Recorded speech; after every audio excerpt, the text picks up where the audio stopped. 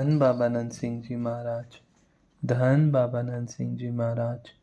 जन्म कथा बाबा नंद सिंह जी की। जोरडा की ओर।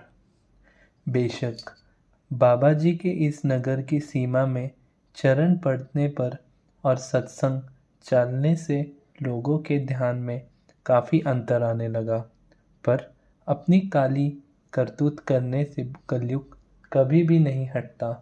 संसार के नाटक में यह भी एक ज़रूरी पात्र है। पुलिस के रिकॉर्ड में ये 10 गांव 10 नंबरिए थे।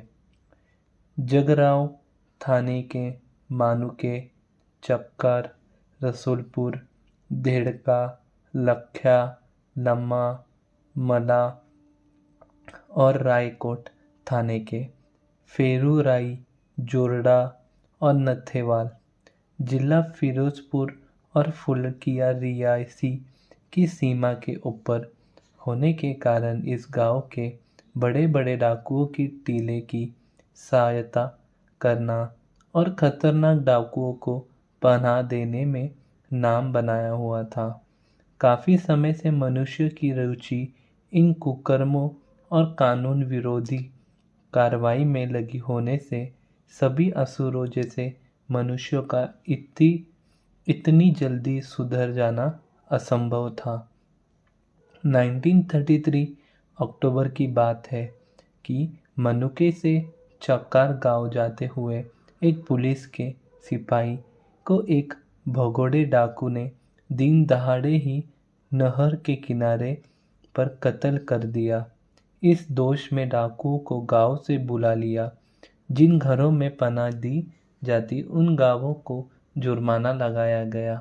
यह 18,000 का जुर्माना इकट्ठा होने पर 1 वर्ष के लिए पुलिस की पक्की चौकी बिठाने का सरकार ने फैसला कर लिया। इस रकम में से 1,500 का जुर्माना जोरडा के जिम्मे था। इन दिनों जब बाबा जी जोरडा आ पहुँचे तो संगत को चाव चढ़ गया, क्योंकि वे जानते थे कि सारे दुखों का इलाज बाबा जी के पास है। बस एक कृपा दृष्टि कर दे तो नदरी नदर निहाल हो जाए। उस समय बाबा जी अनोखे डेरे के नज़दीक जो एक रेतीला टिब्बा था वह टहले रहे थे। ये दोनों नंबरदार सुंदर सिंह और हरनाम सिंह सफ़ेदपोश तथा कुछ और संगत हाजिर हुई।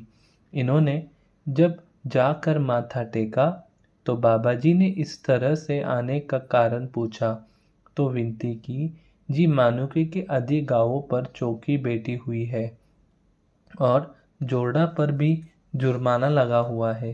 बेशक हमारा कसूर कोई भी नहीं है। तो हंसकर कहने लगे, एक चौकी जरूरी बैठेगी, चाहे पाप की बैठे चाहे धर्म की।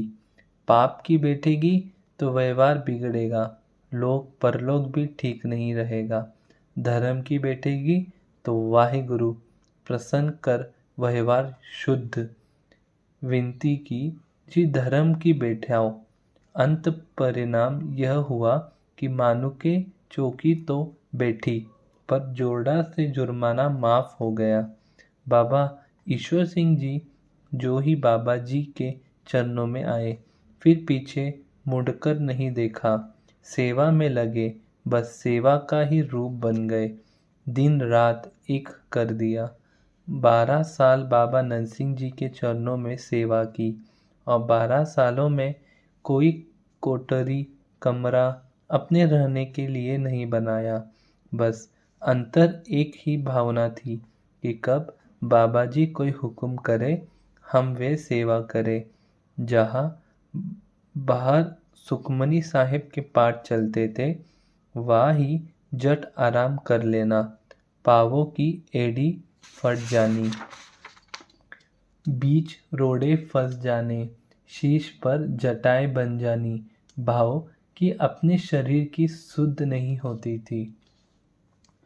भाई नंदलाल जी सिर पेरा दी खबर न कोई, विच मोहब्बत तेरी।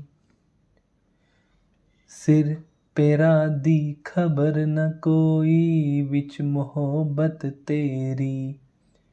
की आखा की आख सुनावा, होश गवाई मेरी। बाबा नंद सिंह जी। यह अवस्था आपकी बन चुकी थी। यहाँ तक कि अभी बाबा नंद सिंह जी को कल्पना ही होती थी तो आप जी बाबा जी के सामने वह वस्तु पेश कर देते थे। पर यह कल्पना कौन बूझता है। साहेब कहते हैं, बीस बिसवे गुरु का मन माने, सो सेवक परमेश्वर की गत जाने।